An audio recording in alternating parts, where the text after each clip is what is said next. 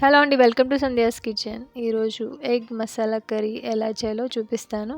So నా స్టైల్లో ఎలా చేస్తానో ఒకసారి చూసేయండి. So let's start the process. ఇక్కడ ప్యాన్లో 4 టేబుల్ స్పూన్స్ ఆయిల్ వేసుకున్నానండి. ఆయిల్ కొద్దిగా ఎక్కువే పడుతుంది. ఆయిల్తోని కర్రీ యొక్క టేస్ట్ కూడా. సో దీంట్లో హోల్ స్పైసెస్ వేసుకుందాం. 2 ఇలాచీ, 2 లవంగాలు, కొంచెం చెక్క, ఒక బే లీఫ్ వేసుకున్నానండి. ఇది మీరు మసాలా తగ్గట్టు ఎక్కువ పెంచుకోవచ్చు. నేను కొద్దిగా వేస్తున్నాను. సో ఇది ఆయిల్లో ఒక మంచి అరోమా వచ్చే వరకు ఫ్రై చేసుకుందాం.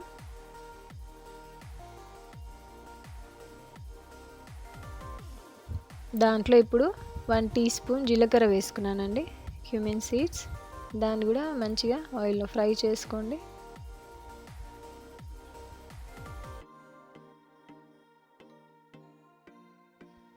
ఇక్కడ నేను ఆనియన్స్ సన్నగా కట్ చేసుకున్నానండి, ప్లస్ మిర్చి కూడా. ఆనియన్స్ నేను 5 to 6 తీసుకున్నాను, మీడియం సైజ్ది. ఇలా సన్నగా మీకు వీలంత సన్నగా చాప్ చేసుకోండి.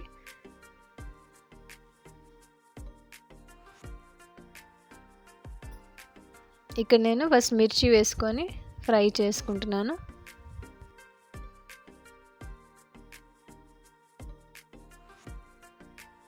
ఈ ఎగ్ కర్రీ రైస్లోకి చాలా బాగుంటుంది. ఇప్పుడు నేను ఆనియన్స్ కూడా వేసేస్తున్నానండి. ఆనియన్స్ ఫస్ట్ ఉప్పు వేయకుండా మనం ఫ్రై చేసుకుందాం. కొద్దిగా పింక్ కలర్లో వస్తే అప్పుడు మనం సాల్ట్ వేసుకొని ఇంకా బాగా ఆనియన్స్ని ఫ్రై చేసుకోవాలి. ఇప్పుడు కాసేపు మూత పెట్టుకొని కుక్ చేసుకుందాం.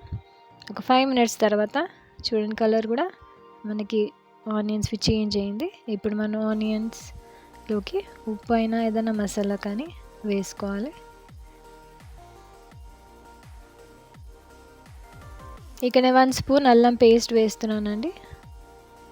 దాని తర్వాత ఉప్పు మీరు సాల్ట్ తగ్గట్టు వేసుకోండి. నేను 2 స్పూన్స్ రాక్ సాల్ట్ వేసాను ఇక్కడ. ఇప్పుడు మంచిగా మిక్స్ చేసుకుందాం.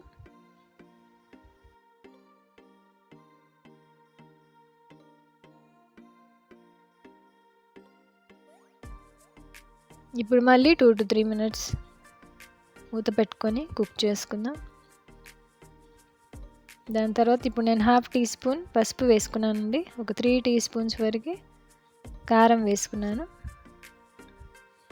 కారం కూడా మీకు తగ్గట్టు స్పూన్స్ అనేవి యాడ్ చేసుకోండి. ఇక్కడ కొద్దిగా వాటర్ వేస్తున్నాను. మనం గ్రేవీ అనేది దగ్గరగా ఉండాలంటే కొద్దిగా వాటర్ వేసుకోండి. ఓన్లీ ఒక చిన్న గ్లాస్ వాటర్ వేసాను. ఇక నేను 4 eggs బాయిల్ చేసుకొని పెట్టుకున్నానండి. పైన కవర్ పీల్ చేసుకొని ఇక్కడ హాఫ్స్ కింద కట్ చేసుకున్నాను. కర్రీ ఈ లోపలికి వెళ్ళి టేస్ట్ చాలా బాగుంటుంది. ఇప్పుడు దీంట్లో వేసేద్దాం. ఇప్పుడు కర్రీ దానిపైకి వేసుకుంటూ మనం మిక్స్ చేసుకుందాం. సో ఎగ్స్ కూడా ఈ గ్రేవీలోకి మంచి కోట్ అయి ఉంటాయి.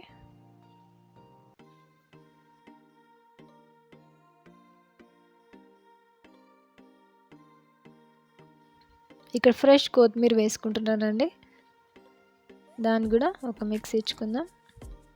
అంతే, మన ఎగ్ మసాలా కర్రీ రెడీ అయిపోయింది. ఇప్పుడు మూత పెట్టుకొని ఫ్లేమ్ ఆఫ్ చేసుకుందాం.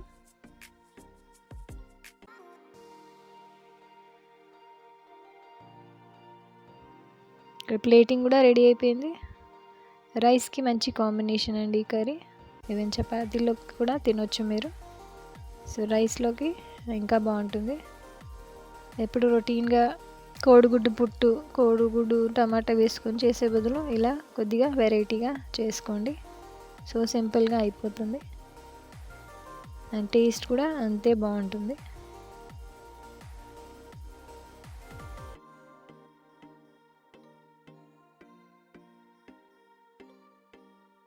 సో ఐ హోప్ టుడేస్ ఈ సింపుల్ రెసిపీ మీకు నచ్చితే తప్పక లైక్ చేయండి and also subscribe to Sandhya's kitchen. Thank you.